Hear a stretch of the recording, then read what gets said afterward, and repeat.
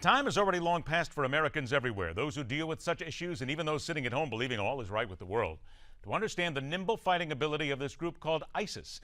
These are not a band of sandal-wearing Bedouins taking what they can steal and just making do. The lessons of Iraq, the retaking of the Mosul Dam, the involvement of Syria, and the looming specter of Russian troops thanks to the world's most popular bare-chested dictator.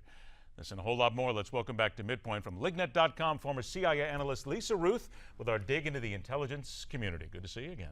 Thank you. It's good to be here. Here we go. Boy, I'll tell you, when it comes down to what ISIS is doing now, because the Syrians are now getting involved in trying to at least take their part from Syria. But once again, we talked about this last week. ISIS is not just this group of people hanging out in the sand somewhere. They're proving to be, I think, a lot more intelligent than anybody gave them credit for. Absolutely. And we haven't seen Baghdadi in quite a while.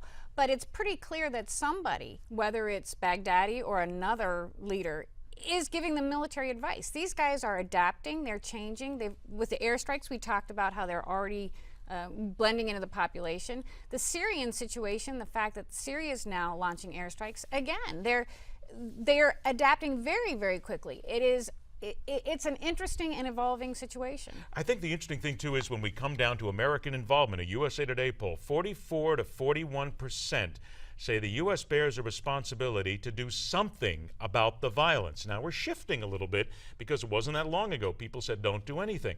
People want to do something. Here it is. From the intelligence community's perspective, what should be done next? Well, in terms of should, I'll avoid the should question and say what is the best way militarily to go after these? And I'm going to quote a general who was there during the last Iraqi situation. And he said, the problem with the airstrikes, we're going to run out of Hellfire missiles long before they run out of guys on the backs of trucks. And I think that's a real, very accurate statement. I think that the best way to defeat them militarily, and probably the only way, is supporting the troops on the ground. I don't think we're going to deploy huge amounts of troops. I think NATO might take the lead in this. We're looking at Cameron really getting more and more involved. There's a meeting next month where he has said he's going to bring this up. So I think we might see more of a multinational force going in, but airstrikes are not going to do it. What you just said about NATO getting involved, though, strikes me as interesting, and I think also will shock a lot of people, because there doesn't seem to be the intestinal fortitude, if you will, of NATO to get involved. Why would they bother at this point? What we're seeing happening is, again, Cameron is really taking the lead here, and he wrote this editorial yesterday, and I think it was in the Telegraph, where he talked a lot about why we have to go after ISIS. And a lot of it is what you said. These guys are beyond anything we've ever dealt with before. There is real danger. He emphasized in his editorial the threat to the UK, to people in Britain. You're seeing Merkel talking about that. I think we're going to see more and more Obama talking about that. The idea that this threat could come to our shores is what I think will motivate people. The Mosul Dam is now back in the hands of the Iraqi government. Is this temporary, though? Because is there now the real fear that ISIS is that smart and that well put together that they can still launch another attack here? And are the Peshmerga troops ready and able to handle it? I think what you're suggesting may be exactly right. My intelligence says that there's a lot of concern that what ISIS has done is pulled back to regroup, really to take a look at this, what is happening on the dam, how many people are there and how much control they have. At the same time, we know that the government is launching an effort to retake Tikrit down in the northwest of Baghdad. When those forces start to get diluted, ISIS then can come back in and regroup. In the next couple days, we will learn a lot about how strong ISIS is and how well they are able to adapt. If they take back the dam, that's going to be incredibly telling. The same thing with Tikrit. If the government, which is the Shiite forces, not the Peshmerga, but if they can take it over, that is going to give us a real strong message. So far, it doesn't look like that's going to happen. Knowing that Syria is now getting involved, at least in their own country now with regard to ISIS, is the enemy of our enemy about to become our best friend? That strange bedfellow things, you know, who knows where Iran's going to play next? Yeah, it is a very interesting. With Syria's involvement, it does maybe cut off the ability of ISIS to escape back into Syria if now they're under attack. For the first time in the war, by the way. Up till now, Assad has pretty much ignored them and hoped that the other rebels will go after him. So this is interesting. All right, let's go ahead and spin to Ukraine here, if you will. The Russian separatists recently killed a convoy of refugees that were fleeing the war zone. Was this an accident? I think it probably was another very sad accident. You know, my analysis looking at this is these are more and more loose cannons. And you and I have talked about this. These guys are not, I don't think they're stupid, for lack of a better term, but I do think they're untrained. And we saw it with a Malaysian plane shooting down. Now I think we're seeing this with the convoy. I think the strange thing about this, I was reading today, and there was an article in the Kiev Post, which was really interesting. People in Ukraine, even though they know the separatists did this, they're also now really starting to blame the Ukraine government. They're saying, why aren't you guys protecting us? What the heck is going on here? It's really causing a lot of problems for Ukraine. You would think it would work the other way, but they're not. There's a lot of dissatisfaction. Putin meets with the Ukrainian president August 26th in Minsk. 1, 2, 3, Minsk. It's always good to get those words out there when you don't say them every single day. Is this a chance for Putin basically to kind of put an end to this whole deal a little bit? Maybe give him that little pause to take care of business here and walk away nicely? I would hope so. It could be.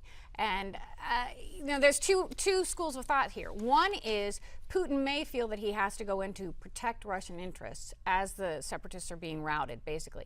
But the other side, kind of what you said, as badly as the separatists have been doing, and the fact that they are doing things like blowing up convoys of refugees, there may be an opportunity for Putin to step out of this gracefully. A little bit more gracefully. But I'm going to give you also from that Kiev Post, and I thought of you today when I read this quote. The person who wrote this was talking about how Putin's rules are not the Western rules. And one of the problems that the U.S. has done is we've tried to assume there's rules. And he quoted chess master Kasparov, and he said, you know, he was playing chess with his 4-year-old daughter, and after 2 moves, she got bored and put the queen in her mouth and said, "I win." And he said, that's Putin. You know, we go, well, you can't do that. And Putin says, I just did. Exactly. and he will do it. He is prepared to do it. And that's just it. All right. Let's go ahead and spin one more time. We'll go to Gaza now. LIGNET is reporting that the end of the Gaza conflict could be in sight. However, we do need to take into account what has happened today. Basically, Benjamin Netanyahu, the Israeli prime minister, has ordered attacks again. There have been missiles thrown at Israel. The ceasefire is over. How does this set back all the intelligence you're hearing? I think it is a temporary setback, and it also, though, fits very clearly. Netanyahu has been absolutely clear. We will respond to rocket attacks. He is not going to sit back. He's not going to allow it to happen. However, I think this is probably temporary. I think he's pulled back the negotiators, but we are seeing signs. Israel, I think, is ready to end the fighting. They need something from Hamas. My guess is in the next couple of days we're going to reinvigorate peace talks, maybe have another short ceasefire. I think we also have to be careful, though, and as LIGNET has said, I don't think we're looking at a long-term deal here. We're probably going to see another string of short ceasefires until that just sort of becomes the way it is. But the big issues are still out there. There's no agreement. There's a huge difference between the two sides. So does the Egyptian 11-point peace plan really mean anything at all? Is there any sort of even 1 or 2 pieces that are a basis to get things at least pseudo-peace? I think pseudo-peace is the key here. I think the ceasefire part of it is what we're going to seize on. I don't think the rest of it is going to happen. Hamas doesn't want to take anything, sign its name on anything that doesn't give complete border access. And Israel really wants the demilitarization of the Gaza Strip. And this doesn't give us either of those things. I do think it's positive, you know, conflict resolution 101, that they're sitting down at the table talking. Right now, we're not even there. You know, we're again, another step away from that. Are the right people talking, though? This always comes down to the Palestinian Authority and Hamas not knowing which hand is running the government or the military.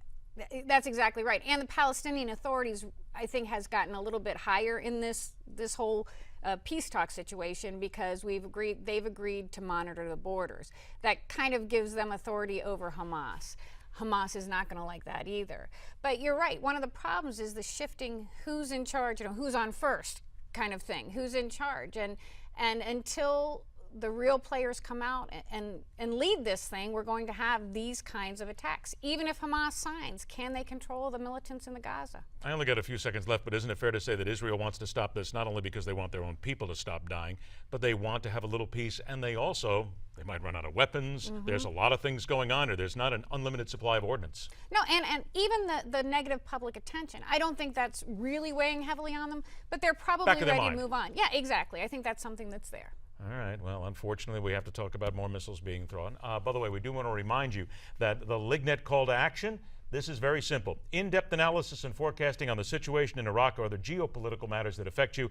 Please go to lignet.com. Lisa will be there, and of course, the entire crew will bring you everything they need to know on lignet.com. Pleasure to have you here once again. And as long as we don't have to think about Vladimir bare-chested again, life is real good, real good. Later this hour, the Tea Party is in need of help to get their message out, but is God really the right person to be asking for a little violence against the alleged enemy? Next up, has Rick Perry been handed the perfect road to the presidential nomination? That and a whole lot more coming up right here on MidPoint.